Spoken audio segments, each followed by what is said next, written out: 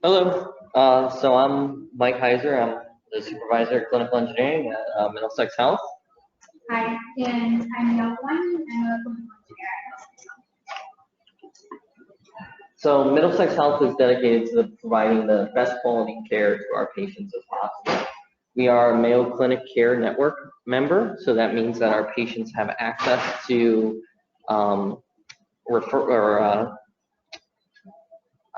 second looks by Mayo Clinic. It gives our doctors a place to call as well. It's a great tool that we have at our disposal. We actually also can use it and pull them for advice on different initiatives that we may have, ask how they're handling it. So it's nice little value adds of that program. We're a 229 bed hospital. We've been designated magnet 5 times in a row.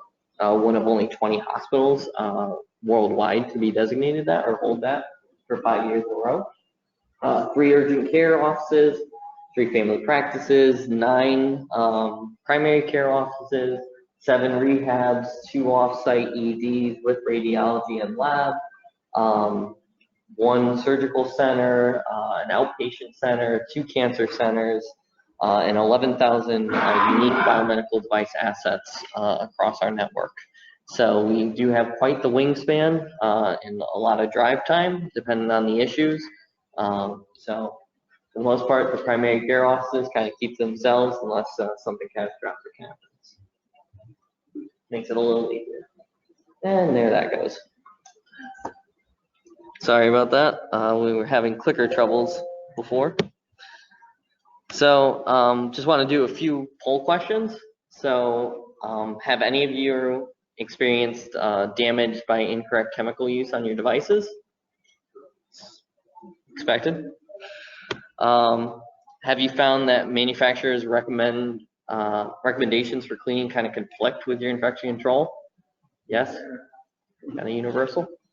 Okay. So, how many of your device users know what they're supposed to clean? So, but do your nurses know? Or if you were to ask them today, do you know how to clean your equipment? Would they say yes or no? We have a web-based training.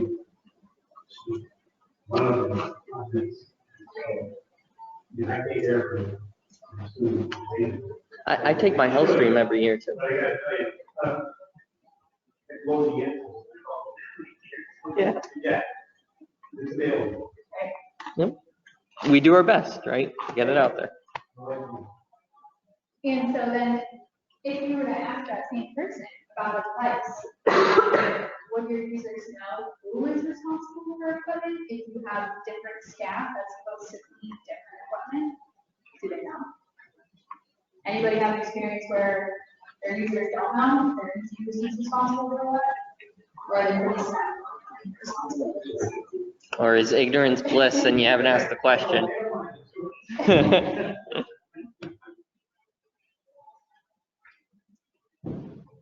And so typically, I know you mentioned that they have yearly training, but are there any other ways that you guys educate your staff on how they're supposed to clean equipment? I know there's people like labels on their equipment that say what they're supposed to do. No. They educate on the install. That's it. They do that. Ongoing education, as we were saying, seems to be kind of a main thing that a lot of people do, right? So, like this, maybe some of the experience is developed. That's your full post side of it. There's management out there. Clean ocean. There's millions of moving rooms, and they came to us. They said, give us instruction for. I have huge, yeah. We don't hold that. We never made that. That's not our problem. And so we were tasked with finding that information and sort of presenting that is gone through and spreading the rest story and spreading everywhere. And it looks like somehow Jerry's going to end up with it out. The agency is no just let me know. This is 2:34 Sunday. It has to be for the fact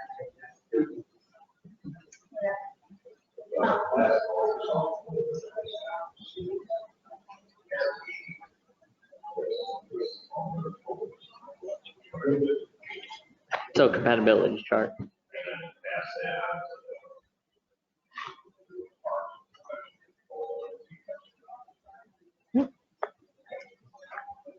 So really the objectives of what we want to talk about today, right? So we want to talk about what is the actual hazard associated with cleaning devices incorrectly. What can that pose to patient safety, staff safety, the reputation of the facility? There's a lot of things that are involved with doing this incorrectly. And then we want to talk about how you can have an effective approach at collaborating with other departments to develop a program for how to clean equipment effectively and correctly. And then finally, we came up with a solution for our facility that meets other problems that we face. And that involves the labeling system. So we're going to walk through what we did for that and how we developed it. So also we're going to run you through and what we discussed our process. So I'll start you off with our situation, some background, go into some figures that show the importance of this issue, and then I'll go over our assessment and our recommendations based on our findings, and then after implementing our program, we're going to talk about our results that we've seen so far. So our situation, right? So we want to reduce the number of healthcare-associated infections that our patients acquire at our facility. It's not good for their health, it's also not good for our reputation, but there's also some financial implications that are involved with this. So it affects many departments and people as well.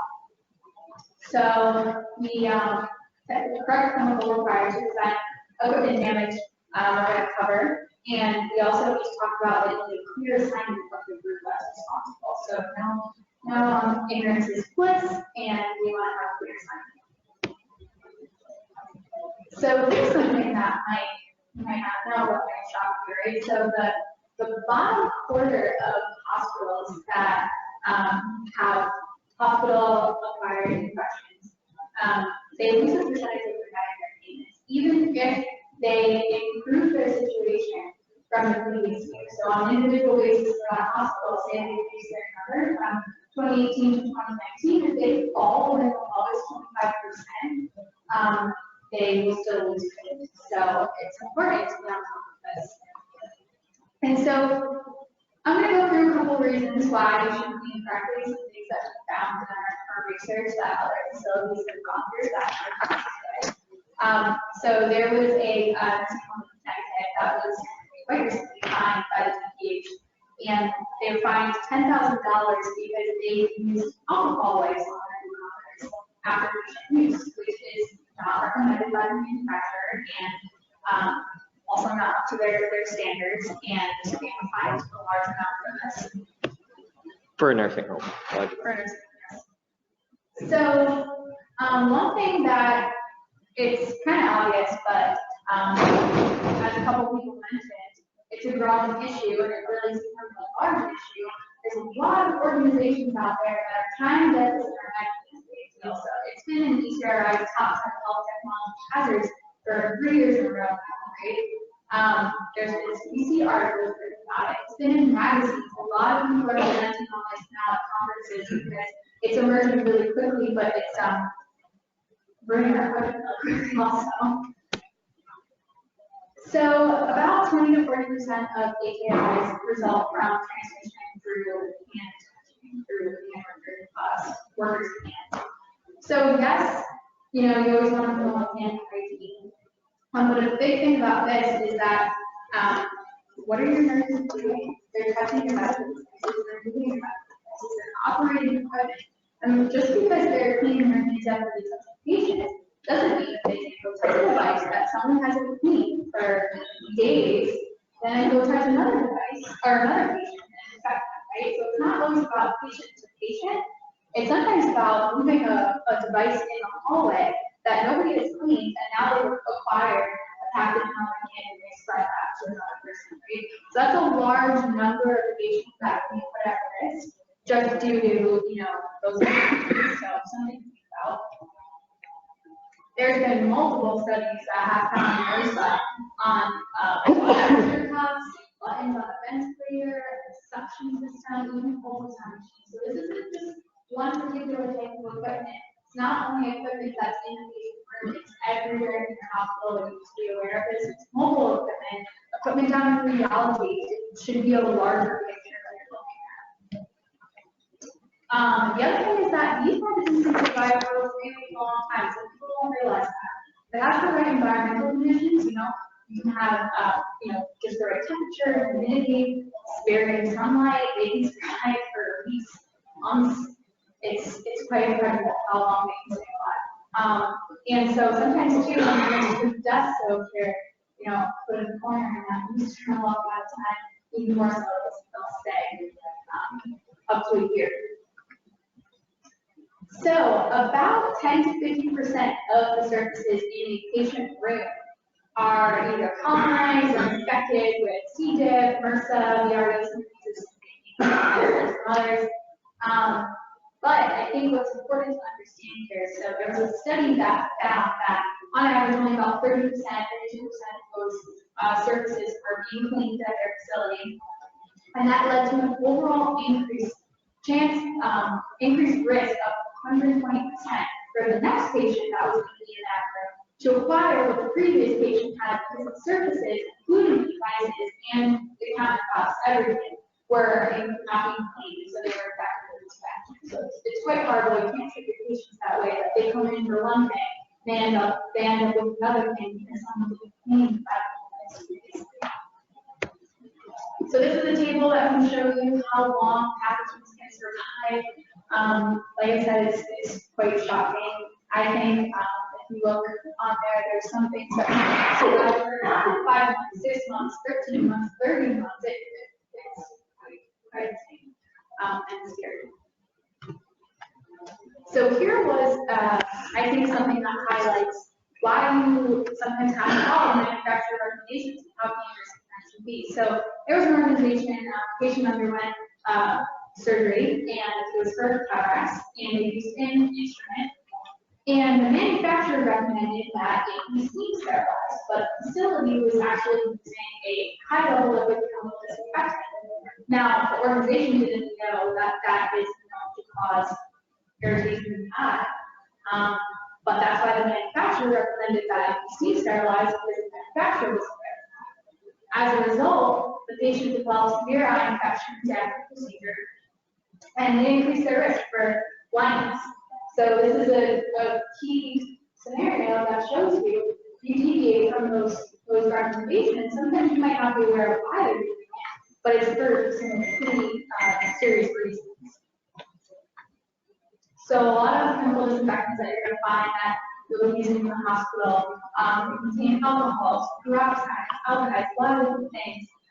But all of these can kind of result in a residual stress cracking in a lot of the plastics that your monitors, your different devices are made at by manufacturers.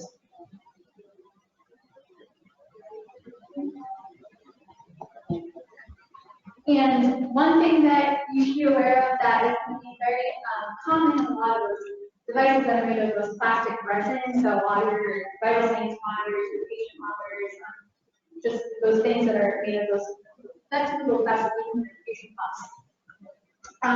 They will start to show environmental stress cracking if you're using incorrect chemicals. So the way this happens is two modes of degradation, right? So your environmental stress, and that's usually the normal wear and tear of using the device, but then also you have chemical degradation, which will speed up everything that's happening from your typical stress. And so you're going to have weak points in the device, they start to see cracks that form in these weak areas, and the external elements will start to shut down because of this damage. You want this? No? Okay. So an example of cleaning instructions, I won't say the name of the device, but the blank should be wiped off with a cloth moistened with a solvent-free detergent or a disinfectant. Please note, immersion of that device in fluid is strictly prohibited and could lead to serious damage. So I Google searched it. I mean, I'm trying to find a chemical to use. It's not really calling anyone out. I could use Dynamo. I could go to Stop and Shop, get that pretty quick, I guess. I don't know how if I can immerse it, am I supposed to throw it in the laundry machine? Doesn't make sense. So when I called the company, they actually don't know what they could use to clean the device with. They just have a standard statement that they used. So you're not always going to get the best of answers. So reasons to delegate the responsibility. Device cleaning is situational. You could have mobile devices that pass in between rooms. So like mobile vital signs monitors, infusion pumps, right? Those are all situational based. You have fixed devices in rooms as well that they're not moving. So when patients discharge, that device is still there. Whose responsibility is it to clean these? Staff make assumptions and they have doubts whether they should be cleaning it or shouldn't be. And there's also staff concerns, right? You have different levels of employees. You have EBS, you have nursing. There's fear of damaging that device. EBS doesn't work with medical equipment really. So they think if they break it, oh my God, someone's gonna dock my pay. And I can't afford that. That's not the case. I mean, we know better. Nurses break our stuff all the time. So it happens. Background, we have experience with this problem, which kind of arced it up as a major situation for us. And then we'll also show you the potential inventory that we have at risk. So some common devices that we see with this damage are vital signs monitors, their stands, or monitor shields even.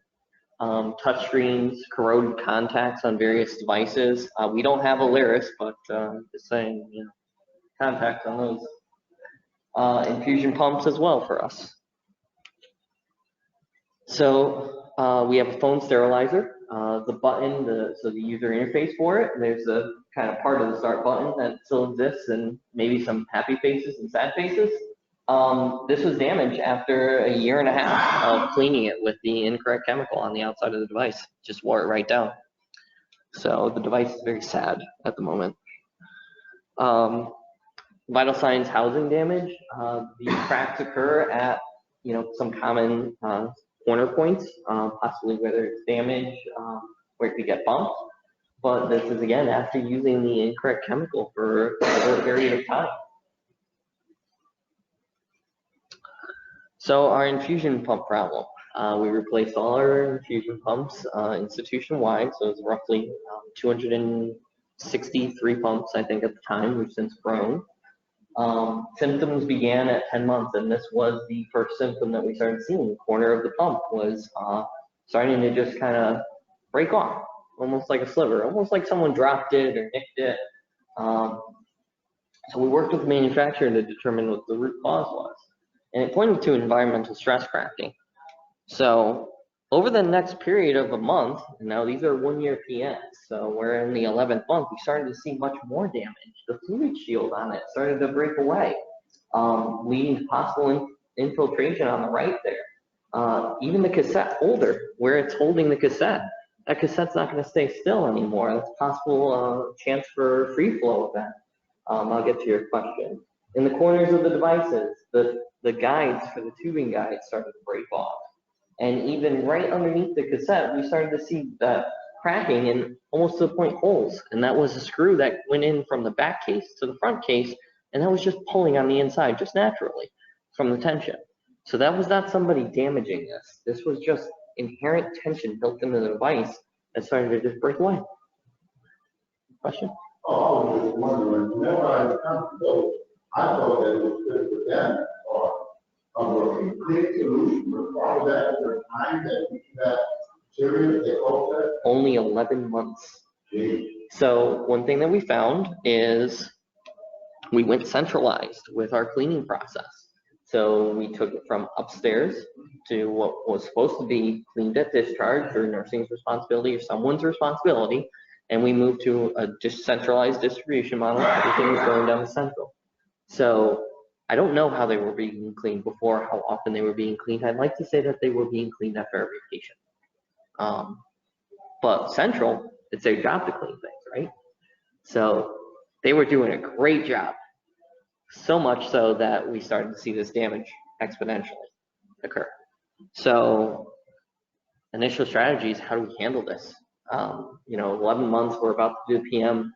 Basically, all of our devices are at risk now. So we train staff on nursing units. We train Central Sterile to look for this damage and remove that device from service the minute they see it, so that we can get our handle on it. Yeah. Those cracks on surface, Absolutely, absolutely. And they weren't necessarily fluid infiltration risks yet, but they were going to grow into them. The biggest concerns that we had was we want to evaluate that device. The minute you see that damage, we need to pull it aside, identify where that risk is. If we could put that device back in service temporarily until the parts come in, then we would be able to, but if it was too risky, then we couldn't. So this was a drastic problem on our hands. Central Sterile was outfitted with the appropriate chemical. We made sure that they had it and that they were using it. And then we also purchased additional devices because we're about to go through that entire inventory, rip the cases, all external cases off, do a PM on it, and address it. It's a lot.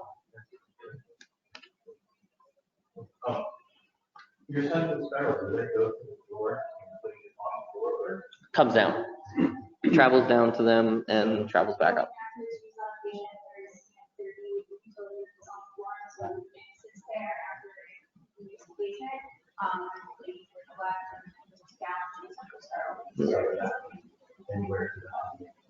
No, so we have a designated pickup car, everything, so it's all segregated. So the travel of dirty equipment is traveled in a contained cart, set aside. Yeah, so it's not like we're going through. Right. It's, if it's coming from a MRSA room, that's set aside. It's dealt with differently. There's a situational strategy, right? How do you communicate that your clinical staff and your So we identified the risks. We had different things come down. So we bought new devices. We were having them come in. We were in direct contact with the manufacturer to really review what needed to be ordered. There's a lot of parts to an external housing pump. Let me tell you, there is not just the front and rear case. There is front, rear, there's cassette door, there is handles, there's gaskets, there's screws, there's all sorts of pieces to this.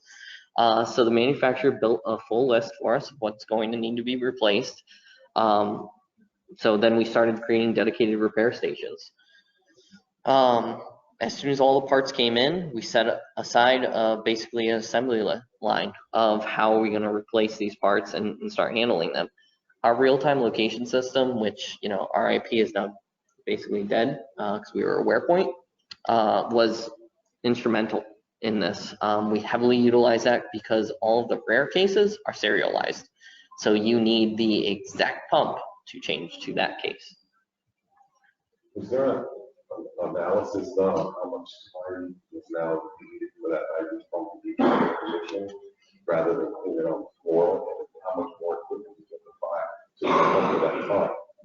In terms of just regular usage, or Yeah, because of this cleaning process? Clean on the floor that it's used on all the time. That's going to be much quicker if you send it down to work with that clean.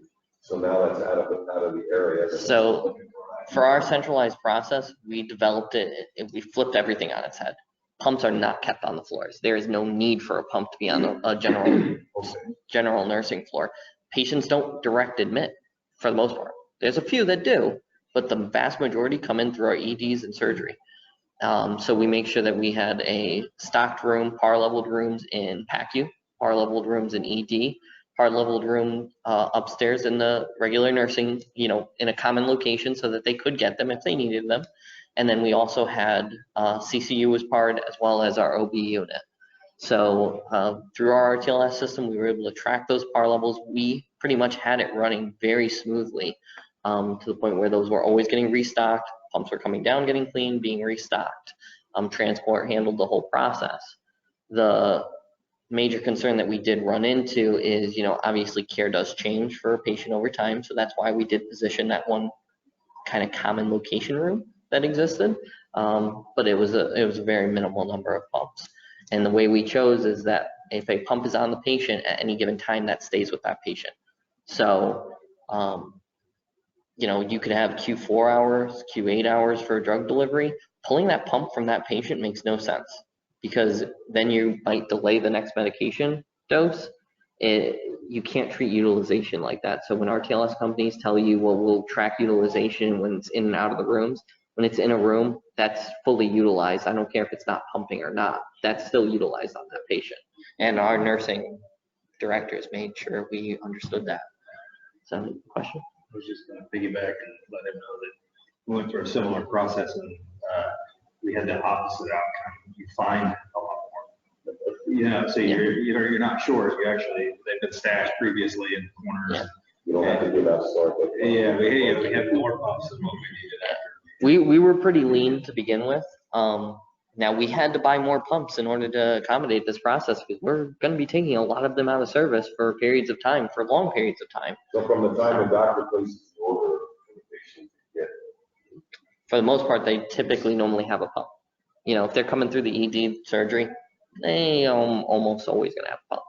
So we created a dedicated team. So we had one FTE that was organizing and distributing the parts. We had 2 FTEs that were collecting and distributing the devices. This was easy in the beginning of the month, or beginning of the process, I should say. You know, grab whatever you want. We got the serial numbers. We had a nice little library set up. When those numbers start to fall, though, now we need to find the exact pump. That's where that RTLS system came into play. We had 5 FTEs repairing devices. We're a small shop. We don't got many people. So we had 3 in-house staff. This is our full staff were on this job. Manager, supervisor, everybody. So we had 3 in-house staff that were repairing the devices. We had to hire 2 people from the OEM to basically stay on site throughout this entire process to help. And then we had 1 FTE performing the PMs as we were getting them out the door. So this repair cost the hospital roughly $160,000. Brand new pumps within a year. So I'll get to your question. So $130,000 was time and materials, so between the labor and everything. Then $30,000 was for additional devices that we purchased, and then in-house labor alone was 600 hours. So that was a lot for us. Luckily, it was all right next to pump month. So hey, kill 2 birds with 1 stone, I guess. Get to your question after his. How many days off? What's that? How many days off? 229. How do we factor out quarantine? So it's chemical damage. So what do they recommend for family? So for that product, it's recommended bleach. We were using propofol, which is a commonly used product in the industry because of its kill time. So if the glass is half full, you must have had a much better way of doing it. I don't think this if everything's located in one spot. You can give them a whole list of the ones that need to be handled. We do all our pumps in 1 month every year. So, I mean, so that they help you down, services to get those pumps when they were available. Yeah, they were part of the process. For the most part, a lot of it was grabbing by us. But we would go to Central Sterile, which was up the hall from where we set up, so it wasn't a big deal. It's just, we limited our stock. We were taking a lot off the floors at this time. So there was pains. It was not without, trouble. So having our RTLS system was how we had. Yeah. If you didn't have that. Oh, there would have been massive amounts more risk. I mean, if we couldn't find a device that could have possibly been used, yes, we did all the training possible. We notified all the staff. And should they be using something that has giant holes in it? No. Do they? Yeah. Maybe. I don't know. Not never here. Just That's what her tape is for. right. The nurse's tape. No. Things are found, right? And it's not always the best of scenarios. That's why we have jobs. We have jobs to find it and to repair the equipment. The hope is that they notify us. And without that RTLS system, would that have happened? I'd like to think yes, that they would have notified us because we had a lot of eyes on this. And our staff, being a magnet hospital, we do put patient care above all else, and it resonates all the way through nursing. It's just that, it would have been a major risk, and I would have not been comfortable with that. So most, if not all, devices are realistically at this risk of some form of chemical damage or environmental stress cracking. It's not directly chemical damage, but it's part of the puzzle, right? It's just like starting a fire. So current inventory at the time was approximately 10,000 assets with over 1,500 unique asset types. That meant that each one of those might have a different methodology of cleaning.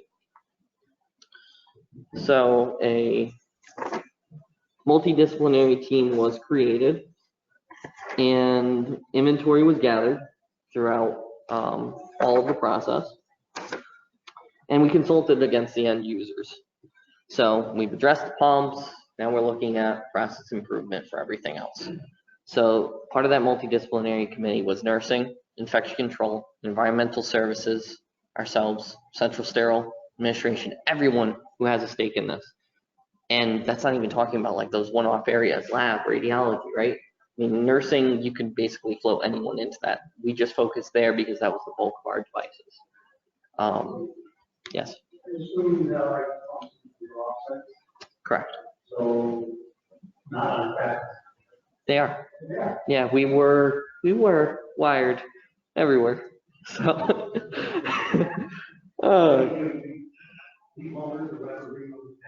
correct. Correct. So a spreadsheet was created. It held devices. It showed who the responsible users were as everyone sat at the table and agreed upon. We laid out what chemicals are available, and we said, okay, what's the risk for this device to actually pass on an HII? If it's a little used device, does it travel between patients? Is it in a fixed room? All of those things factored into that, and infection control specified that risk. So let me make sure I'm not going too far here. So the device inventory we reviewed with the staff. Unique device models we went through, looked up the manuals. As you mentioned before, that's an arduous process. We called up the manufacturers because that example that I showed you, how are we supposed to clean that? You're not giving us really good guidance. FDA is really on top of it. Chemical cross-reference. We went and looked at our chemicals that we have inside the hospital and said, can we even meet these standards? Is it possible for us? Are we going to have to buy new stuff? Or are we going to have to stock different areas? So we started talking about who's responsible. And we went through that list of which chemicals can be used.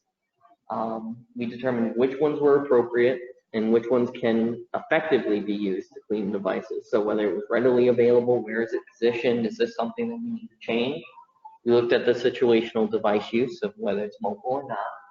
We opened up discussions with members of various teams, not just the people that were on that committee. We wanted to hear from the ground floor.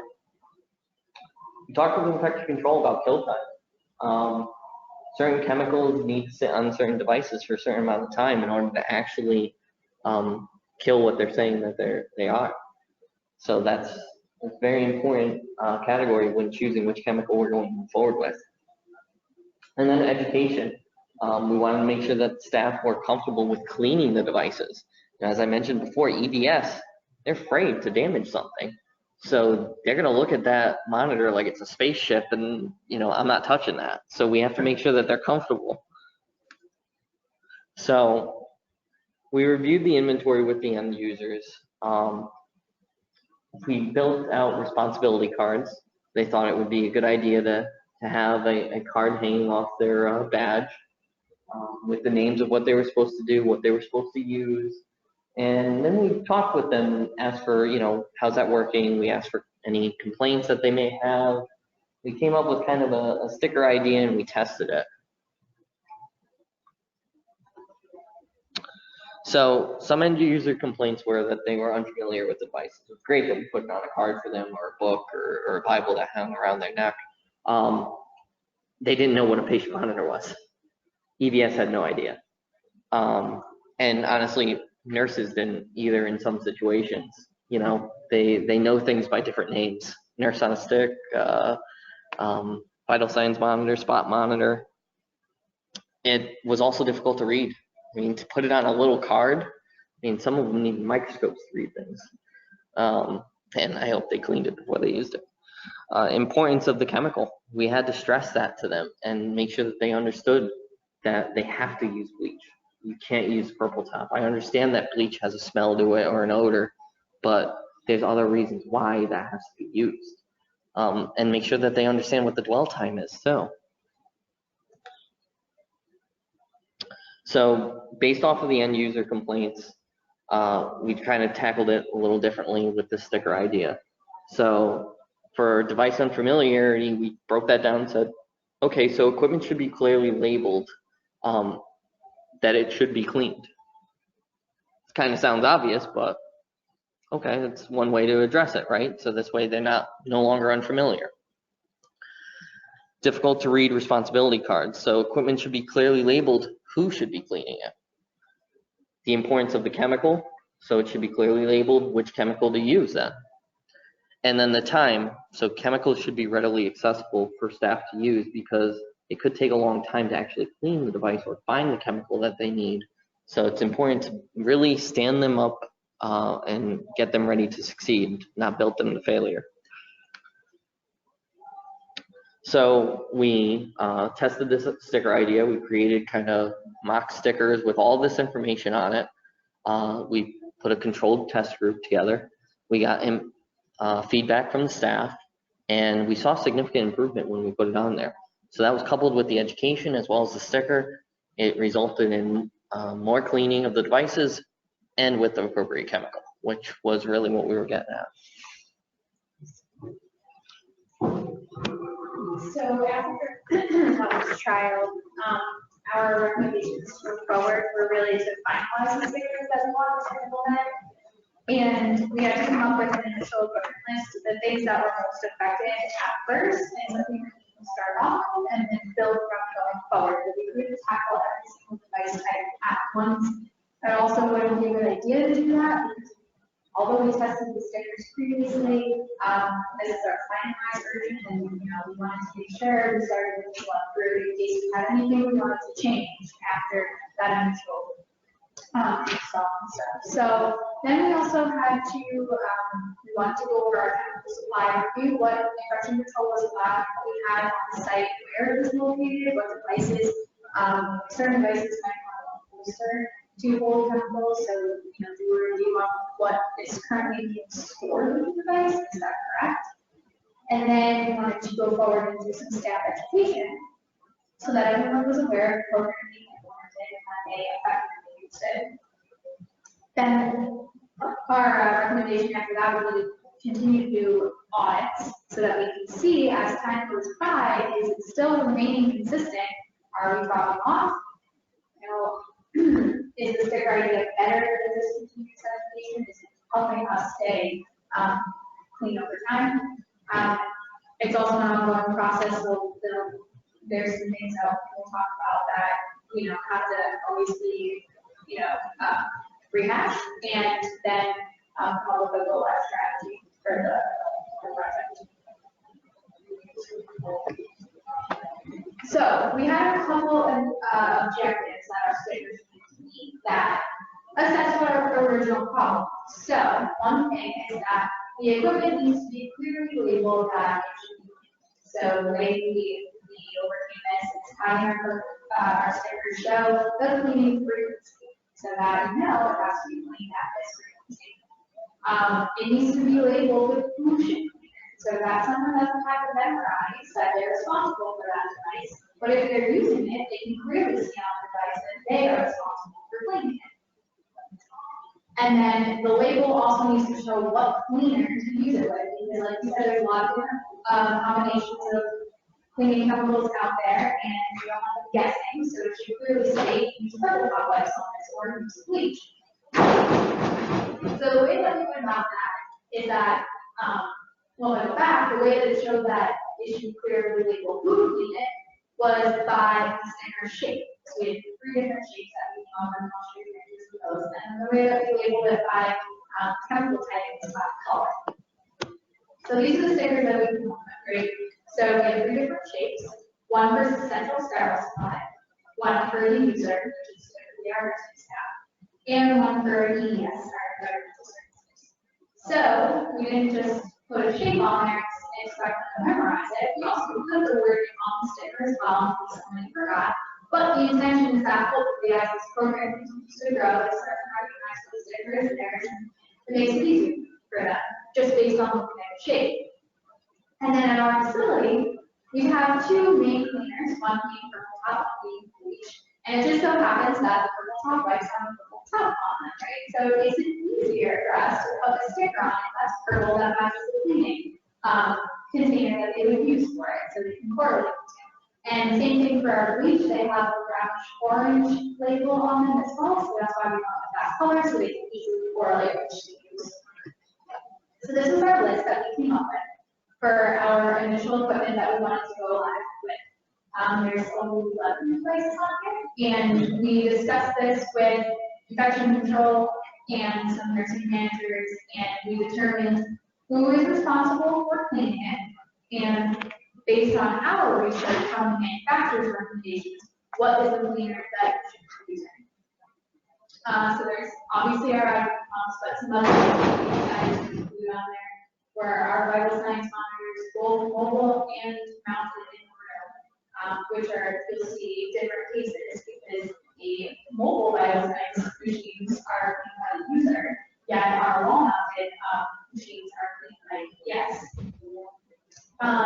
Some lab scanners, feeding pumps, telemetry packs, so there's a decent range of equipment out there that we choose. So we had to do a review of our current chemical supply. We know that we use bleach and purple top. We have one white for bleach and then one solution that Sterile has. And then for quaternary ammonias, 2 whites and 1 solution. And then we also have you have UV disinfection if you want to use it. But what we found by doing the review, walking the floors, looking at the devices, is that some have, like we previously said before, there are certain devices that we have actually have holsters for cleaning materials, and we found the wrong chemicals without that device, which is just basically setting the user up for failure. This one's right there, you're going to pull the light out on the holster. If that's incorrect, then your device is going to get cleaned correctly. So we came up with some educational materials to help our staff be more familiar with this information. So we came up with a flyer, and this is what it looks like. So it included the stickers and included definitions of the shapes, it included definitions of the color. But one thing that we really wanted to make an important statement on here is that equipment used in special contact rooms include bleach regardless of the sticker.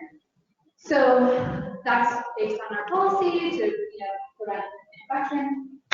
So we put it in bold red so that's going to be obvious. And we've also defined after patient use, which is on every single sticker.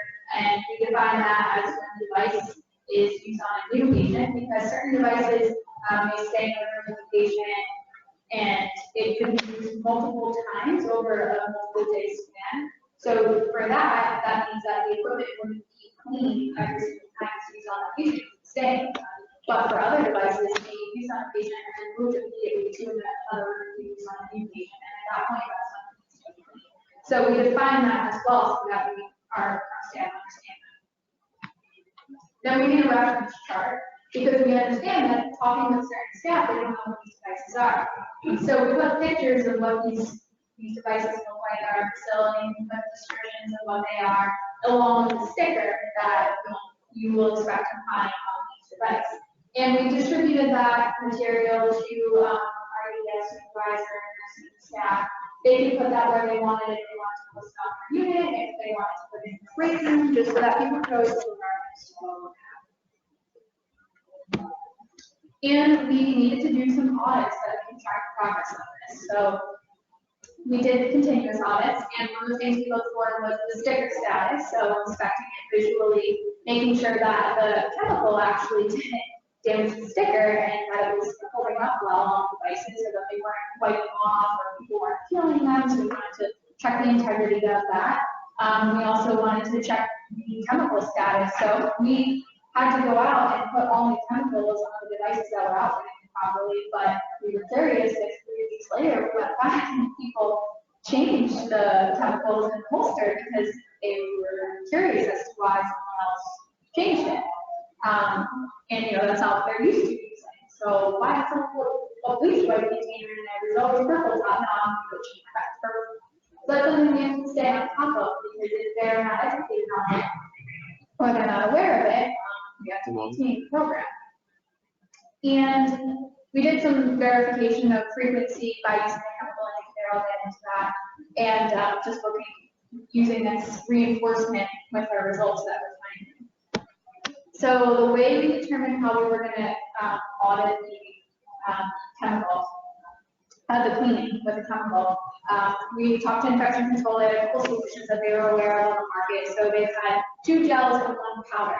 And the way it works is that you place it on the device, and it's supposed to be for the most part invisible to the naked eye. And a lot of them, once you clean it, it should go away. And you can use a black light to see if it's still there. So the point is that I go in and place the chemical before it's used, and then wait to see if it's used on a patient, hope that the staff cleans it. If they do, then we would use the black light to check it. You shouldn't see any of that chemical residue where you placed it. But if they didn't clean it, it will be there to preserve it, to track that it was used on a patient and not cleaned correctly. So we tested 3 options that infection control gave us, and we ended up going with the last one because it really was the best in terms of remaining in place, not being able to see it, it would dry easier, but also it wasn't stuck on there. It wasn't stuck on there, so anybody that's just cleaning normally, it would be removed. You don't have to push hard on the device to get the chemical off, whereas some of the other ones really have to scrub to get rid of it, and we figured out that could really affect our results in our audits. What was that product? It's called blow germ. Is that what it's called? I believe so. But I can find out the exact name of it from the manufacturer. Infection control for us relates to this blow germ. But I can find out. Yeah, that might just be like a common terminology, so we would have to get it from them. So it's important to know, to recognize that something like this program is an ongoing process. So we implemented this into our CMMS so that as technicians do repairs on equipment, so they're replacing housings or a part is broken and they have to repair it. If the sticker is removed for whatever reason, they can go into the CMMS and see what that device type is supposed to have for a sticker and place it on the device. So that, as things are continuing throughout the year, we can upkeep the sticker placement with the help of our staff as well. Education has to be ongoing because there's always new staff around to understand what these stickers mean. As intuitive as we try to make them, people are always confused about it. So then we have to review existing devices without stickers, because again, this is a selector review a lot more devices that can be affected. Review new devices that are at risk, and continue to repair cost review. And so we had to come up with a go-live strategy, right? So to prepare for go-live with the stickers, we had to go through and replace all the incorrect chemicals, like I said, that were in the containers on the devices. We had to talk with EPS because their parts are equipped with certain amounts of chemicals, so they would have more purple top and bleach, or vice versa, based on what their requirements are typically. So it involved talking to certain staff members and making sure that their department was outfitted with the correct numbers. So especially on the nursing course, a big change was introducing more bleach. They were using purple top on everything. So we couldn't implement this program without planning for the change in influx in the amount of bleach that we would buy, which happens to be more expensive, which has to be a conversation with your director, nurse director, so that they understand all of this before going forward. You just can't implement this, have everyone start using bleach on a lot more devices and not there. We continue with staff education and plan for specific education with clinical staff, central sterile, EDS, and clinical engineering for initial go-live. And then we had to sticker all of those 11 categories of devices that we chose, so it's not just going out, finding as many as we can, keeping a list and checking off each one that got stickers so we can keep track of them.